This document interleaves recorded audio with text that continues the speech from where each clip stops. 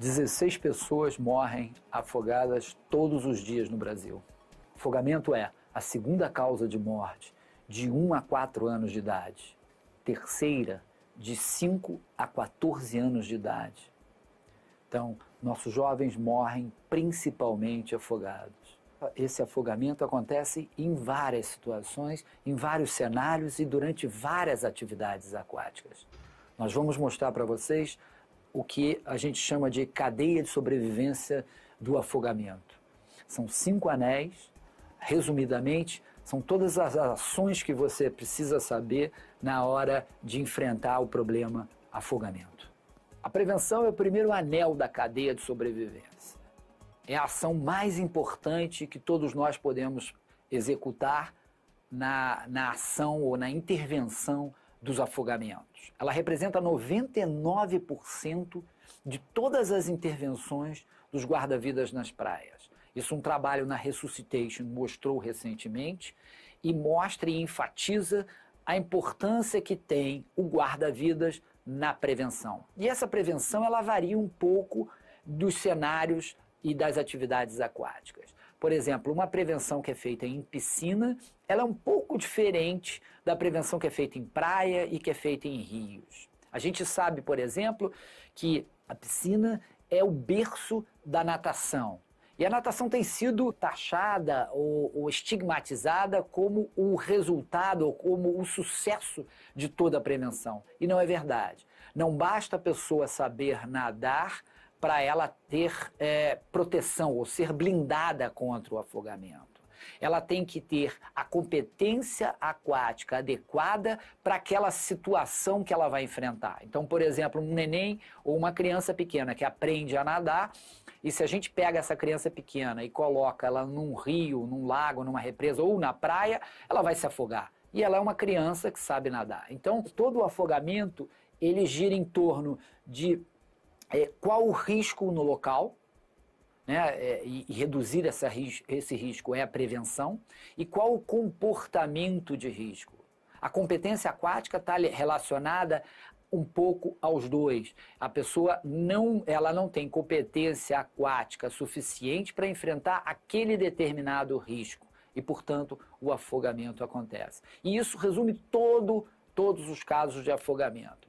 Por isso a prevenção é basicamente educação, ou seja, é informar a todas as pessoas quais são os riscos nos locais, piscina, praia e rios, inundações, embarcações, né? E entender e educar principalmente as pessoas como enfrentar esses riscos, como conhecer sua competência aquática, como conhecer seu limite na hora de enfrentar uma praia com mais ondas ou um rio com mais corredeiras. Prevenir é salvar, educar para não afogar. Isso é a coisa mais importante no afogamento. Tá? É a forma de combater essa endemia que é o afogamento em nosso país. E para isso a gente usa diversas ferramentas na prevenção, na educação.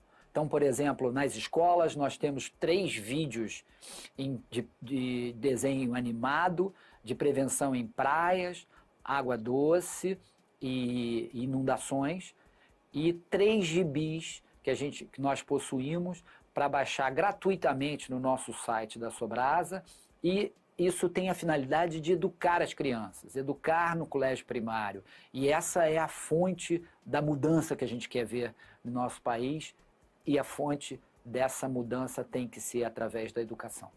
Olá pessoal, eu sou o Kim, o mascote da Sobrasa. E eu estou em todas as escolas primárias ensinando prevenção, educação, tudo de bom.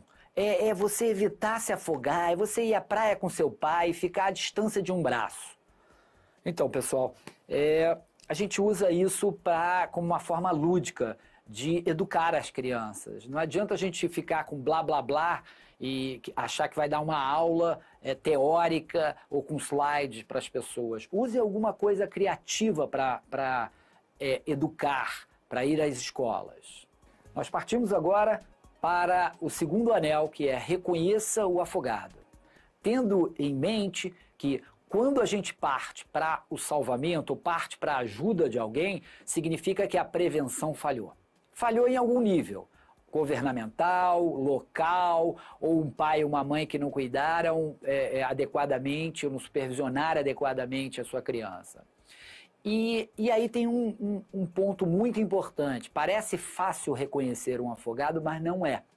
Um afogado normalmente não acena por socorro, quando deveria, mas não acena por socorro, porque quando ele vai tentar acenar por socorro, ele está com os braços tão cansados que ele já não consegue mais levantar o braço. Então, um afogado típico é aquela pessoa que está parada na água, se movimentando um pouco com os braços, mas sem movimentação, sem se deslocar dentro da água. Aquela pessoa pode estar em apuros. E é muito comum a gente ver em vários vídeos, em várias situações, pessoas adultos perto de crianças ou perto de outros adultos se afogando e a pessoa não consegue reconhecer. Reconhecer um afogado é muito importante para você poder pedir ajuda. E a ajuda é pedida através do número 193. Então, assim que você identificou que uma pessoa está se afogando, peça ajuda, ou peça melhor, para alguém ligar por ajuda e continue na cadeia de sobrevivência. O terceiro anel é aonde você fornece flutuação sem entrar na água. Você nunca deve se arriscar entrando na água, porque isso pode te levar à morte por afogamento. As pessoas ficam muito desesperadas e elas acabam agarrando esse potencial socorrista que vai ajudar. Então, o que a gente sempre recomenda é ajudar sem entrar na água, fornecendo flutuação. Ou seja, jogue uma garrafa PET, um espaguete, alguma coisa que flutue, uma bola, uma PET de refrigerante, alguma coisa que flutue e que possa parar o afogamento. A intenção dessa ação é retirar as vias aéreas de dentro d'água e não remover a vítima de dentro d'água. Esse é um material profissional, mas você vê, tem vários materiais que podem ser improvisados e você retirou as vias aéreas de dentro d'água, jogando o material para a pessoa, você estancou essa hemorragia que é o afogamento. E aí a gente vai partir para o próximo anel. O quarto anel é a parte onde você vai tentar ajudar a remover da água. Só que, lembra aquela parte do segundo anel onde você chamou o 93, o socorro profissional? Então, normalmente, o melhor é deixar esse socorro profissional fazer essa parte de remoção da água, porque esse é um momento muito arriscado. E por isso a gente sempre recomenda que você não entre na água para ajudar. Só vai entrar na água em situações excepcionais. Por exemplo, um filho teu está se afogando, ou você tem consciência de que você tem uma competência aquática razoável para enfrentar aquela situação. Porque uma coisa é você enfrentar um mar sozinho, a outra é você enfrentar um mar ajudando alguém.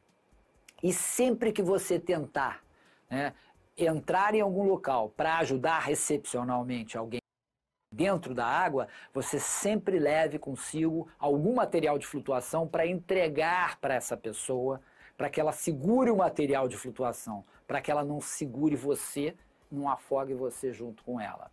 2 pessoas morrem todos os dias afogadas no Brasil em consequência de socorros fracassados, de pessoas que foram ajudar outras e morreram juntas.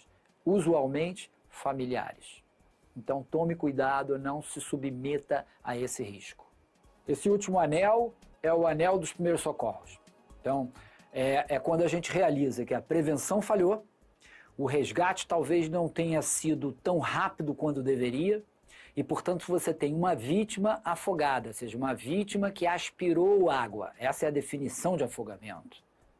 Essa vítima que aspirou água, na maioria das vezes, ela aspira pouca quantidade de água, o suficiente para uma tosse.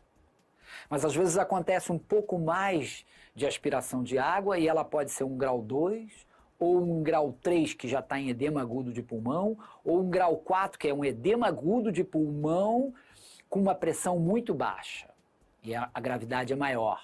Esse momento, o oxigênio no grau 4, o oxigênio está baixando, baixando, baixando, até que num determinado momento ele é tão baixo que ele desliga a consciência e para de respirar ao mesmo tempo. você tem o grau 5. E se esse grau 5 também não for atendido dentro da água e rapidamente, ele vira um grau 6, que é uma parada cardiorrespiratória. E esse é o processo afogamento. Quando você retira alguém de dentro da água afogado, você tem que entender essa classificação de afogamento. Mas principalmente o suporte básico de vida, que é feito da seguinte forma, em 8 passos. O primeiro passo foi aquele passo em que você decidiu se você ia ajudar dentro d'água ou fora d'água, como você ia ajudar. É aquele passo onde você preza pela sua segurança primeiro. Então esse é o primeiro passo e foi dado antes de você chegar à vítima. O segundo passo é quando você bota a vítima na areia. E aí você vai na areia ou na piscina ou na borda da piscina ou no rio. O segundo passo é checar rapidamente a resposta. Você está me ouvindo? Se a pessoa não respondeu, significa que é um afogamento grave. Então você, olha, chama aí para mim 193 e avisa aonde nós estamos, o que nós estamos precisando e o que nós estamos fazendo. Enquanto isso, você está dando o próximo atendimento, que é hiperextensão do pescoço, ver, ouvir e sentir a respiração. Se você não consegue ver, ouvir e sentir a respiração, tem dúvida, você vai fazer a ventilação de qualquer maneira. Então, ou você checa que não há ventilação, ou você está na dúvida. E aí você vai fazer 5 ventilações no afogamento. Então você faz 1, 2, 3, 4, 5. E não houve resposta a essa ventilação.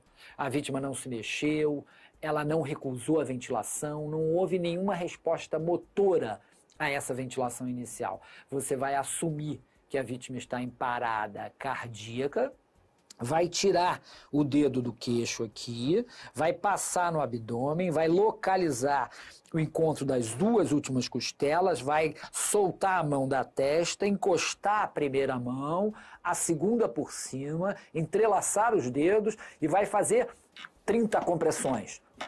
1, 2, 3, 4, 5, 6, 7, até 30. E aí volta a fazer 2 ventilações, 30 compressões, 2 ventilações, 30 compressões, 2 ventilações, 30 compressões, 4 ou 5 ciclos, 2 minutos apenas. E aí você vai reavaliar se houve uma resposta a essa ventilação e essa compressão. Então você tem 3 motivos apenas para parar o suporte básico de vida no afogamento. O primeiro é, a vítima retornou, ótimo, teve sucesso. Segundo é, estou exausto, não tenho mais como fazer a ressuscitação. E o terceiro, chegou o suporte avançado de vida e vai tomar conta dessa situação e vai partir do suporte básico ao suporte avançado de vida.